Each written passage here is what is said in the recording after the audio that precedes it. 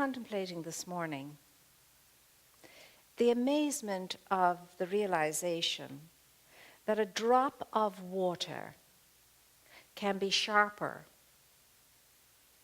than any sharp object, be it a sword or whatever it is. It can cut through granite, rock, drip by drip, by drip, by drip, by Jove. Now that's an awesome thing. And yet we're told that in the Eastern philosophies, they always stress that water is the most perfect element because it's the most non-resistant of all elements. And guess what? You and I are mostly made up of water. But Jiminy Crickets, are we resistant? I think our water is ice.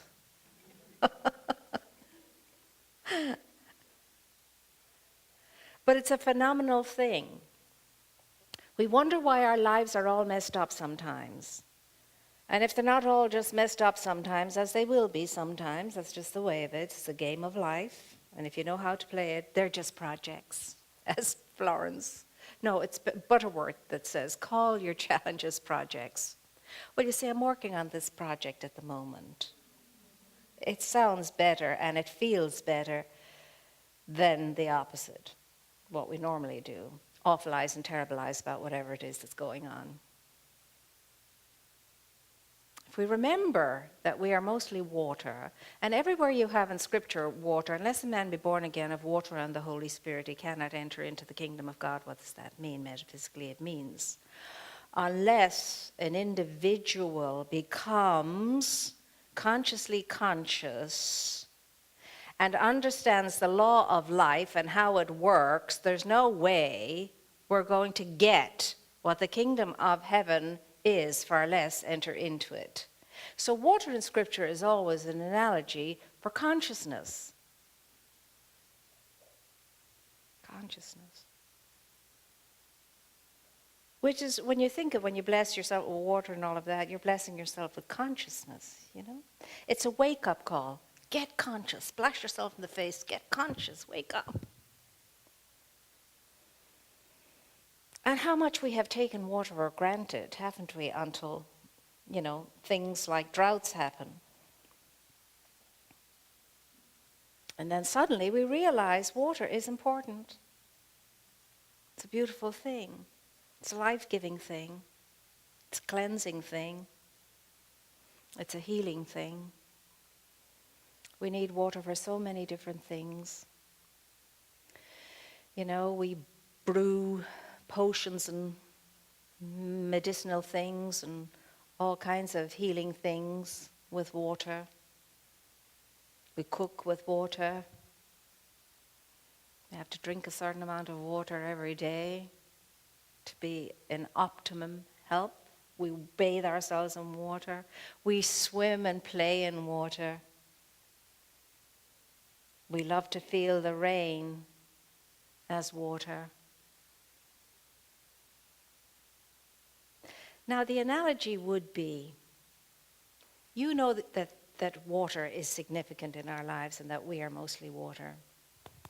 My question for myself and for you today is, what kind of a climate are we in at the moment individually? Are we in a drought zone? Is there any drought going on within us, since we're using the analogy of water? What kind of water are we? Are we free-flowing, wonderful water? Or are we stagnant in a pool water? Are we ice water? Glacier water? What kind of water are we at the moment? These are questions that are good to ask ourselves.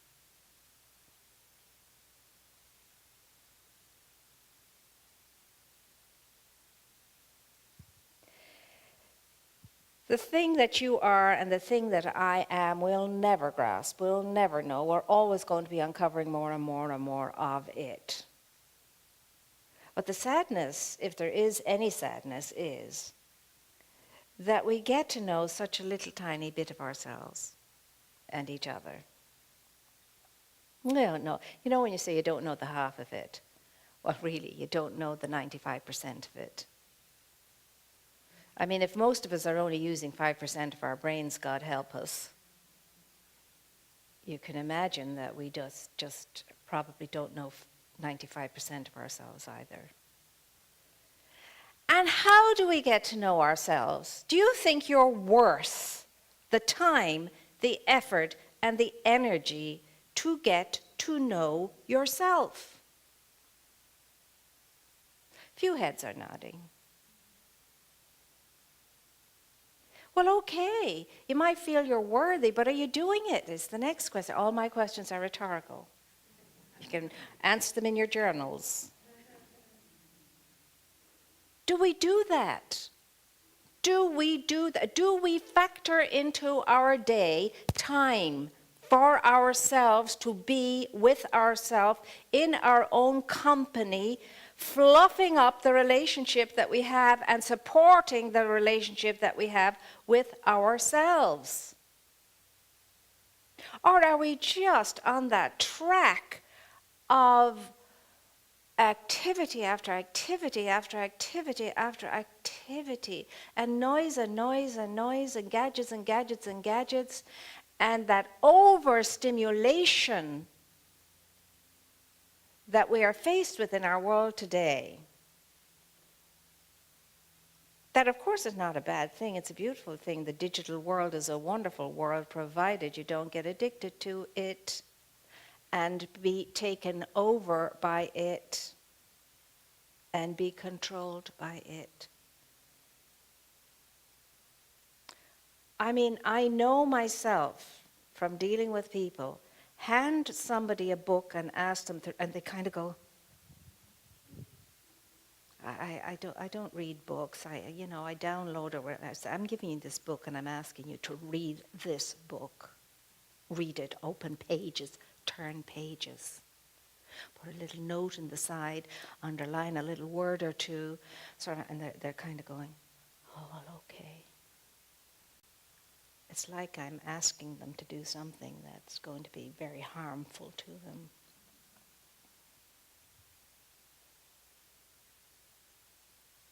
Self-examination, my dear ones. Self-examination. Now, this doesn't have to be a morbid thing at all. Not like the self-examinations I used to have to do when I was in the convent. Because our self-examinations, we had to begin every sentence with, I accuse myself of. And then I had to think up some negative, some misdemeanor or something. That was our self-examination. I accuse myself of. I'm not talking about that kind of self-examination at all. Oh, for heaven's sake, you all know how bad you are. Don't need to be told. You know it yourself. You don't know how good you are, though. You don't know how good you are.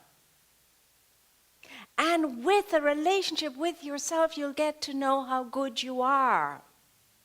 How marvelous you are. How awesome you are. And not in a braggadocio way, but in an awesome way that says, oh my gosh, oh golly gee, look, all this is available to me. I know it's no credit due to me, or it's not anything to do with my deservability. I know that because I know who I am when it comes to being naughty, or whatever that is. But there's a power, there's a presence, there's a greatness in me that is always with me, always available to me, and I can dive into it at any time and gain help from it at any time. I mean, if you and I knew how awesome that was, we'd be jazzed. We'd be going around like as if we were drugged out of our minds on a continuous high. I don't know, I've never done it. It wasn't in my experience to do it because of where I grew up and going into the convent and all. But I would call it like you've had a good, really good brownie.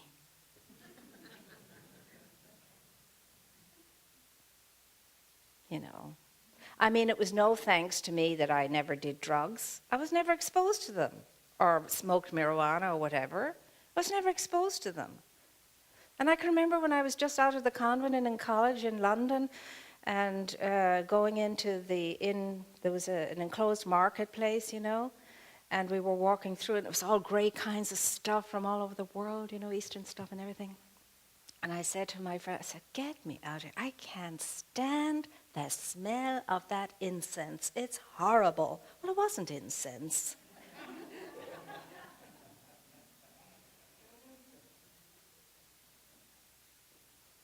And another time, those silly games we play, usually around Christmas, where you give each other a gift and then you steal all the gifts back again. And the gift that I pulled was this little box this size. It was a beautiful wooden box. It's lovely. And then I opened it up, and again, incense inside. Well, as soon as the next thing, everybody dived on the box. Everybody wanted that box. It was stolen more than 3 times, if it could be. I didn't know there was pot in the box. It wasn't incense, it was pot, and it was good stuff, they told me. This was a party in Hollywood. And I would just smile and say, gosh, if you want the box, here's the box. No, if you wanted that badly. But that's the way we would be. We wouldn't have to go to something outside ourselves for stimulation. We wouldn't have to get addicted to anything to keep us from ourselves, which is what all addictions do. They keep us from ourselves. I can't stand myself to the degree that I have to knock myself out and not even know I'm here. And yet, if you and I were to get to know our real self, our whole lives would just go,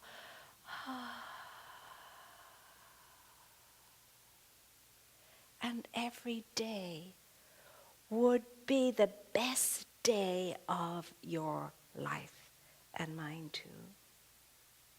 We wouldn't be worried anymore. We would have cast our fears away. We wouldn't need to be afraid anymore, because something greater than we had discovered it, would take care of business. Faith for fear. Faith for fear. We would have discovered faith and exchanged it for fear. We all say we have faith. I don't know what people mean by that anymore.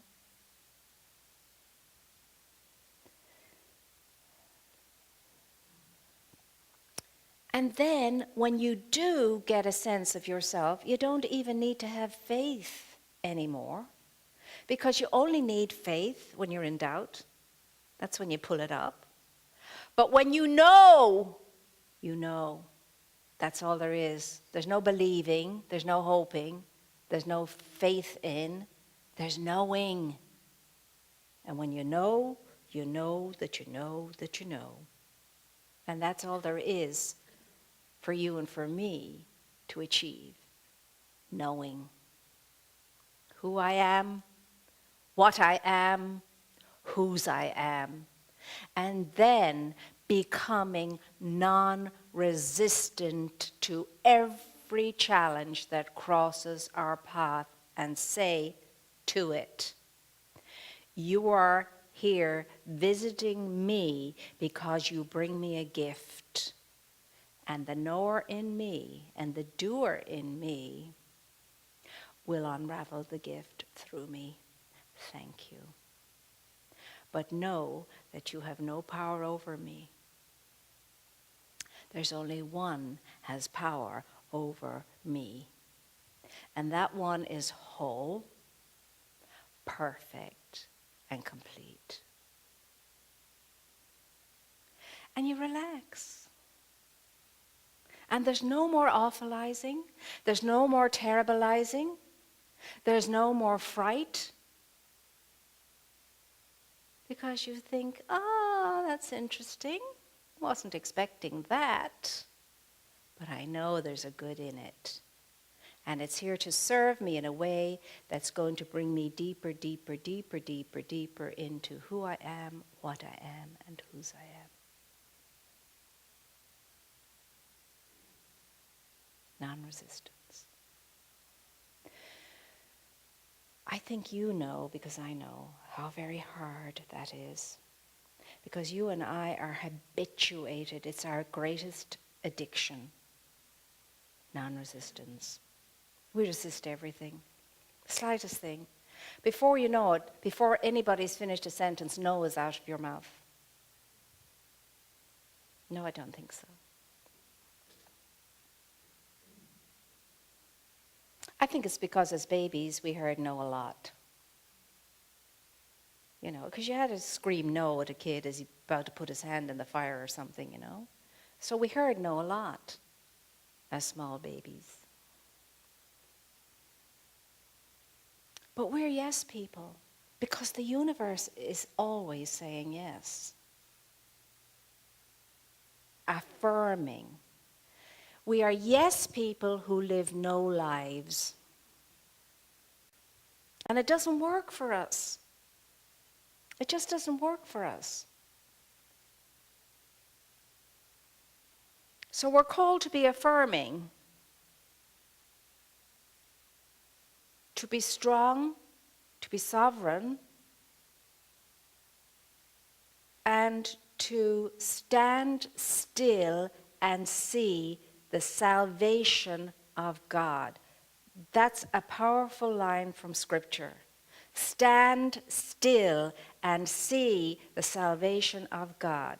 Don't start up and doing and this and that and the other. Stand still. Go quiet. Get silent. Go within. Contact that which is greater than you are. Very first response is to go to the source. And then when you've done that, go and whatever you're led to do in order to take care of business, go do it. First response always, go to source.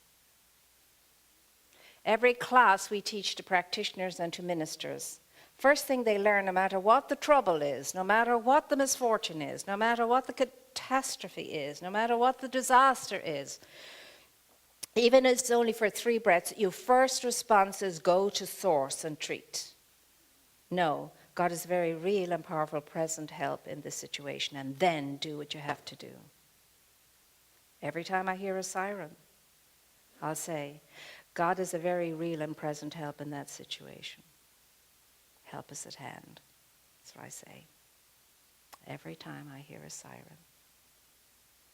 God is a very real and present help in that situation. Help is at hand. You don't think that has power? That has great power. I may have shared with you the accident, terrible accident on the freeway, pile up, pile up, pile up. And there was a lady in the 5th car behind the main crashed car. And she just went into prayer for whoever was in the car, holding them in the understanding and the awareness that she was not alone, and that God was there, present, helping, working to see what needed to be done for whoever it was to be okay. And about, 6 months later, somebody knocked at her door. She opened the door and she said, "Are you such and such a person?" "Yes." "Do you have such and such a car?" "Yes." "Were you at such and such a accident on such and such a date?" "Yes." "Well, I was the person in the car that was crashed into. And my body was lifted up. When I was unconscious, I rose up above the cars, the scene of the accident. And there was a golden line of light coming from your car up to my car, up to me in the car." She said, "Do you have any idea why that could be?" She said, "Well, I was praying for you." Well, she said, "Thank you very much. Your prayers were heard." I mean, they've done endless studies now with regard to prayer and healings and so on. And prayer, indeed, has power. Why? Because all thought has power, but prayer's intense and focused thought It's intense and focused thought. And every single prayer is heard. Maybe not in the way you think it should be, but every single prayer is heard and responded to and does good. So, in knowing yourself, you need to be in prayer for yourself as well as for everybody else. And it's good to have spiritual companions who pray with you in mind, and you pray with them in mind too. Of course it is. Very, very good. And not wait until there's something wrong in your life to get a prayer from someone.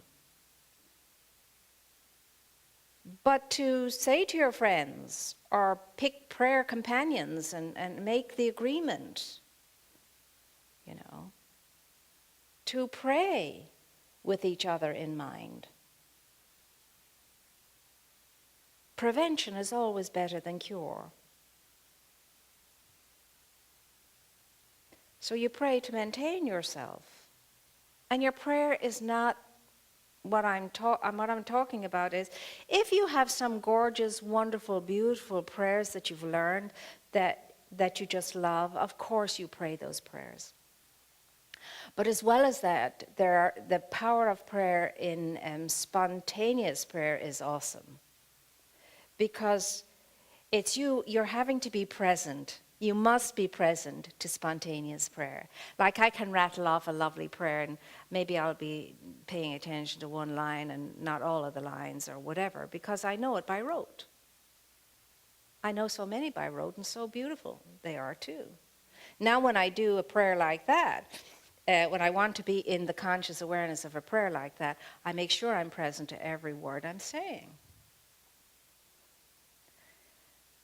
Like the prayer of St. Francis, Lord, make me an instrument of your peace, and so on. Where there is hatred, let me sow your love, and so on. Where there is injury, let me bring your pardon. It's a beautiful prayer. Love it. Or the prayer of St. Teresa, let nothing disturb thee, nothing affright thee. God never changes. Patience gains all things. Alone God sufficeth. And the one who knows God needs no thing. The one who knows God needs no thing. You have your own. We all learned, and now I lay me down to sleep. I kid you not, to this very day, when my head is on the pillow, it's going, I know I lay me down to sleep. And O angel of God, my guardian dear, all these prayers that we learned as tots, those of us who grow up in Christian traditions.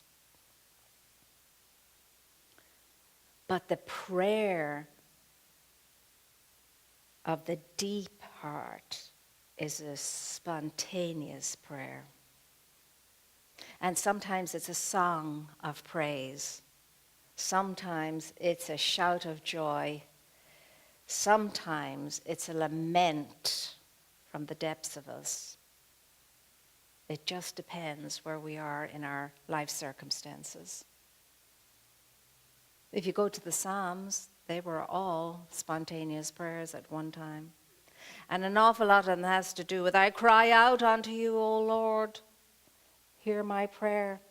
Every night I flood my bed with weeping and I drench my couch with tears. Oh my gosh, some of them are really excruciating.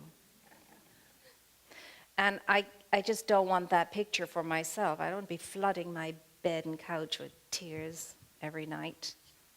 And yet some people do.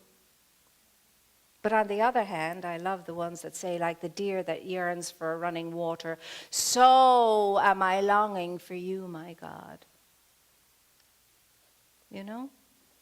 So whatever it is today, I'm asking us all to make a commitment to giving ourselves a little bit more time, of our time, to put ourselves somewhere on our schedule. And let me tell you, if you do not schedule this, you're not going to do it. That's how important you should think you are. You are important enough to go into your own schedule, to be on your own agenda. self-time and not neglect it the way you would not neglect a meeting with somebody you'd scheduled in to meet. So that you can know yourself and love yourself and honor yourself and respect yourself in a way that you couldn't imagine, because now you know that God dwells in you as you.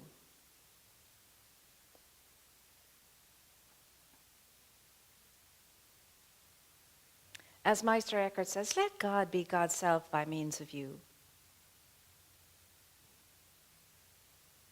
Now, these are all lovely words, and they're very, high energy words, and it's a high energy thought, and so on. And we hear them and we say, well, that's nice and makes us feel good in the moment. Then we go out the door and we think, oh, yeah, but that's for someone else. I'm not there yet. I'm not near there yet. I have to sort this out. I have to do that. I have to get this. I have to turn my act around. I have to blah, blah, blah. But it's the greatest load of baloney. I don't care if you had no wheel on your wagon and you were the most debauched person on the planet right up until this moment. You can wake up and say, that wasn't me at all. That was my nemesis, whom I allowed take over. But now I'm back in the saddle. I'm in control. I'm in charge. It's a new day, and there's a new way, and I'm ready for it. See, those are the kind of talks you should have with yourself. Not, oh, for God's sake, why did you do anything? Oh, for heaven's sakes. Oh, there you go again. Oh. Those are the kind of conversations most people have with themselves. And I always say, my gosh, oh golly gee, look how well we are doing in spite of ourselves, considering we don't give ourselves half a chance. Listen in on that mind talk. It is creating the experiences of your life. All that mind talk, that chatter, that noise, is poking and poking and pushing and shoving and all of that. No peace, no rest. One of the greatest spiritual practices of all that you could do in order to bring yourself to a more peaceful state is throughout your day go,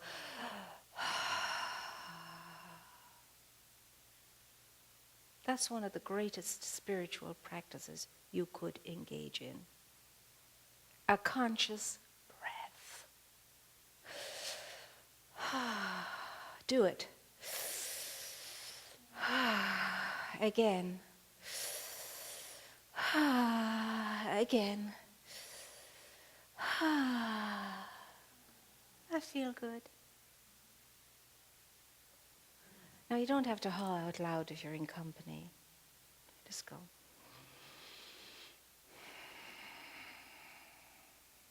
Before you open that mouth to say what you are going to say. And if you can't say it at one breath, take another. Then take another. And if you take 3, the odds are you'll walk away. You'll say, this is not the time, it's not the place. Later. We'll talk about this later. It quenches the fires that rise, the breaths. The waters of breath will quench the fire that's rising up, that's getting ready to go for the juggler.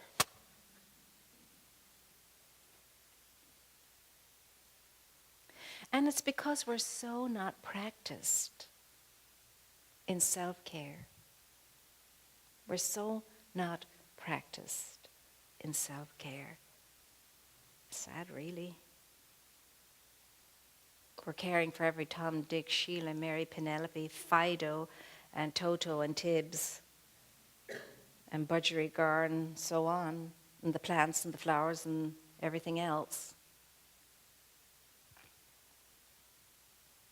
This is the most precious thing you have to take care of. And when it's strong and vital and vibrant, it can take care of so much besides. But when you're dragging, you can only do a little bit. no matter how big your heart is in willingness. When you're dragging, you can only do a little. But when you have a hop, skip, and a jump, much you can do. Do you want a hop, skip, and a jump? Do you? Some of you thinking, God, if I could just walk right, I'd be okay. Never mind hop, skipping, and jumping. You can hop, skip, and jump if you want to, and if you make your mind to it. Watched a program the other night on classical stretching. 90-year-olds. Oh my gosh, put me to shame, I can tell you. And this kind of thing, it's kind of a cross between Pilates and yoga, but it's a very gentle way of getting your body so limber and so wonderfully agile and flexible and so on. Look it up on the internet, classical stretching. And I thought, and this teacher was saying that, some people have came to her with pain for years, pain here, pain there, all kinds of pains, muscle pains, joint pains, whatever pains. And there they were doing all this stuff, this bendy toy stuff, You got to help your body as well as your mind. Got to help your emotions as well as your mind. And you certainly have to help your soul. So your life is based on a platform of 4 pillars: mind, emotion, body, and soul. All 4 need your attention. All 4 need to be fed if you want the full optimum experience of life. And you can have it, but we always settle for less, most of us. I'm okay. I manage.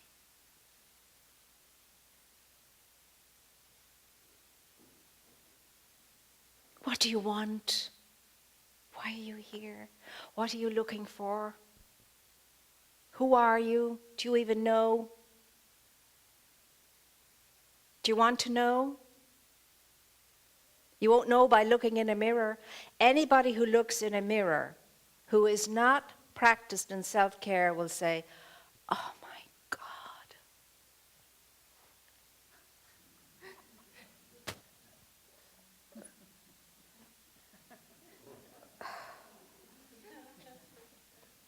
That's what most people do when they look in a mirror. And it seems funny, but it's not funny. Because that's what we're feeling about our greatest gift of all, this body that was given to us on this plane so that we could maneuver here. It's an incredible instrument, the body is. Incredible intelligence. It's a universe in and of itself. And if you and I can get out of its way, it can work wonders. If the mind gets out of its way, if the emotion gets out of its way, the body can be the body electric. And why not have a body like that?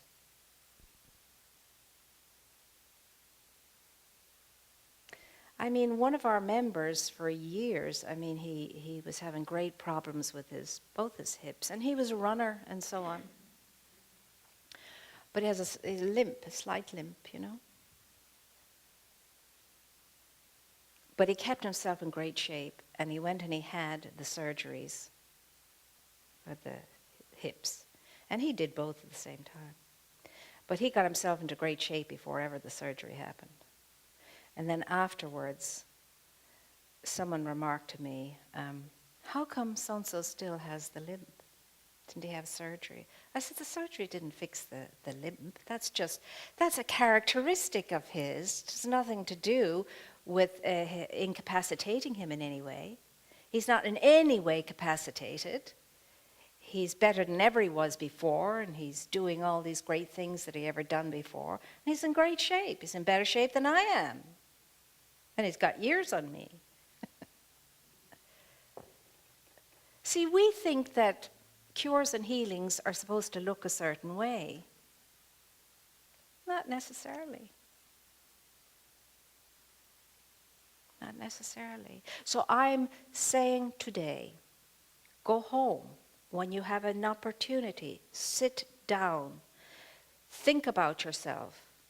Think who you want to be, how you'd like to be.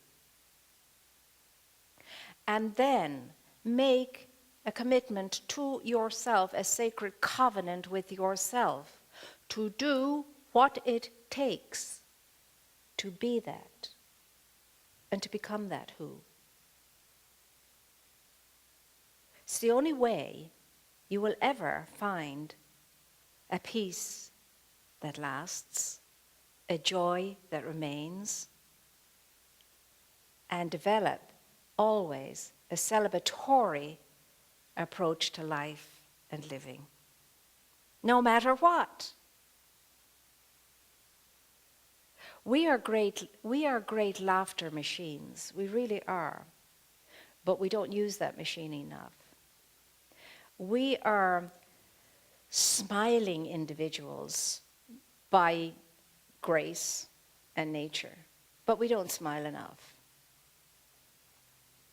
What we are not are all the negatives we demonstrate to each other and to ourselves. And that's how powerfully awesome we are, that we can develop negatives and identify ourselves with these negatives and become them, even though it's totally against the grain of our true natures. What is the medicine for you and for me today? Comes straight from Emma Curtis Hopkins. It's the 4 no's, 4 C's. If you want a happy, healthy, wonderful life, no competition, no comparing, no criticism, no condemnation. Those are the 4 C's.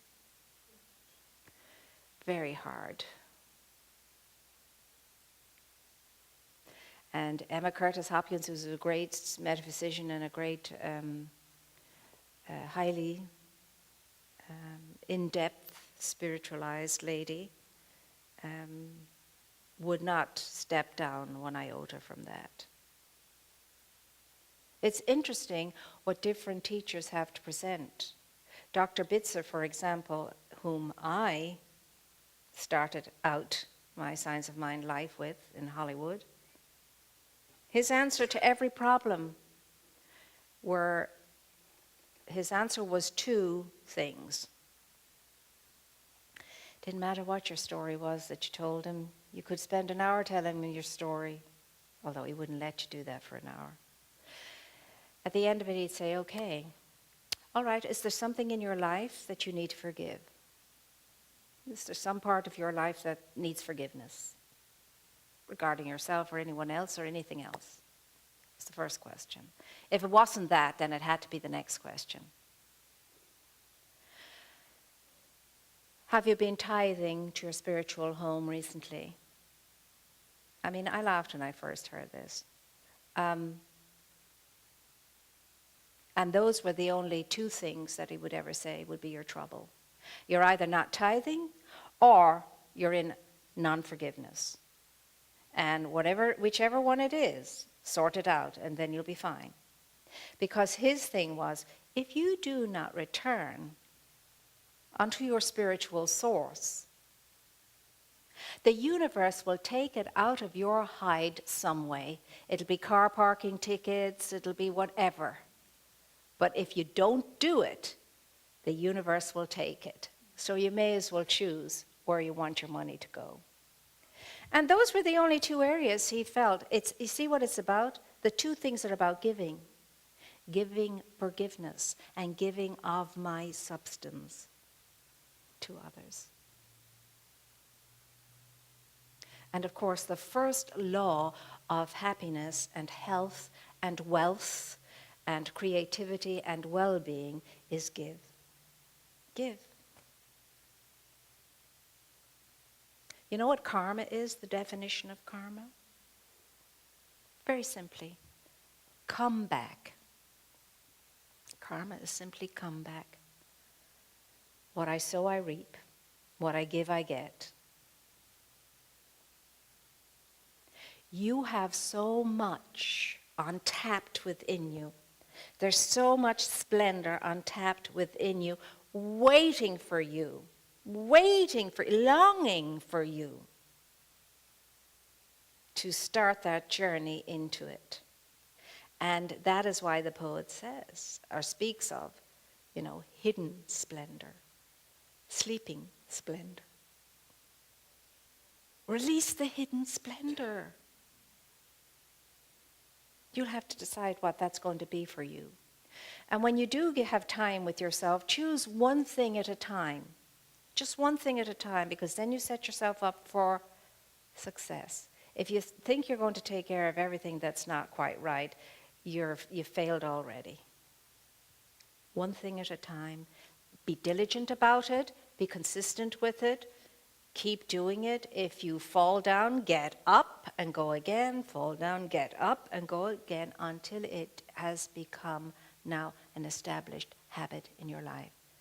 You're letting go of this and you're establishing that. You're letting go of this and you're establishing that. Amaze yourselves. Don't try to amaze anybody else. The one you need to amaze is you. Amaze yourself. Do the right thing for you. Do right by yourself. Because you know how short time is on this plane, no matter how long it is? It's very short. And every day is an incredible opportunity to amaze yourself. Every day. And when I say amaze yourself, I mean on the affirmative side of life. On the affirmative side of life. Because God, by means of you, would love to express the fullness of itself, not just this little much, when you could be expressing this little much and beyond. Oh, you are so much more than you think you are, and so am I. Let's think on the more. But again, I stress with humility. Humility is the most powerful energy you could imagine. It's strong. It's tempered. It's solid. Don't confuse it with humiliation. They are not the same things. A humble person is a poised person. A balanced, poised person. They don't get overexcited about praise. They don't get overwhelmed by criticism. They remain poised. That's humility. It's knowing that any good that I do, I don't do it of myself. It's because for some reason or another I was able to allow the goodness, the power and the presence within me to do the good through me. The only thing that really and truly belongs to me is the opposite of goodness. All my mistakes. All the times I didn't get it right. Yeah, those are my own creations. See, because the indwelling spirit within you could only be good and nothing else. So therefore, every time you're demonstrating, every time you do a good deed, every time you have a good thought, every time you're kind, every time you're compassionate, every time you help out, that's you letting the power within you do all of that. And the more good and kind and all the rest of it you are, you'll know how well you're connected to your source. You're so connected, you're letting it express through you. Isn't that lovely? And you can have real down-to-earth conversations with your Creator. Doesn't have to be all holy, holy, pious stuff. In fact, holy, holy, pious stuff is for ourselves, not for the Creator. You don't have to tell God anything, because God knows it all anyway. God help God. I'm going to leave you now with the question. Are you ready to get to know yourself in a deeper way than ever before? Are you ready?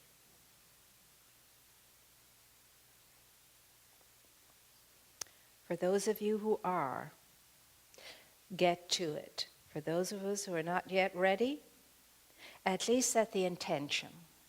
At least set the intention that that's where you want to be. You want to be a friend to yourself. You want to become your own best friend. You want to become your own champion. You want to become your own support, numero uno support in your life. It just doesn't make sense to me, us running out to everybody else, expecting everybody else to be our support when we won't support ourselves. You know? And here's the beauty of that. When you start taking care of you and supporting yourself and being good to yourself, the whole world will want to do it too for you. The whole world will want to start supporting you and take care of you and all of that. Because what you're putting out is what you're drawing back to yourself. If you are neglecting yourself, the world will neglect you. Because life knows you the way you know yourself. Write that down, because that's deep. Life knows you exactly as you know yourself and will respond to you exactly with regard to what you're knowing of yourself. Life responds by corresponding. So now we're going to take 3 more of those great breaths as we finish up. And another one. And another one. It feels so good to breathe and oxygenate yourself. That's what it does, it's kind of bringing some live wires to yourself. And we'll finish the way we always do with our little reciprocity ceremony. We give, we receive, and we know that what we're giving goes to bring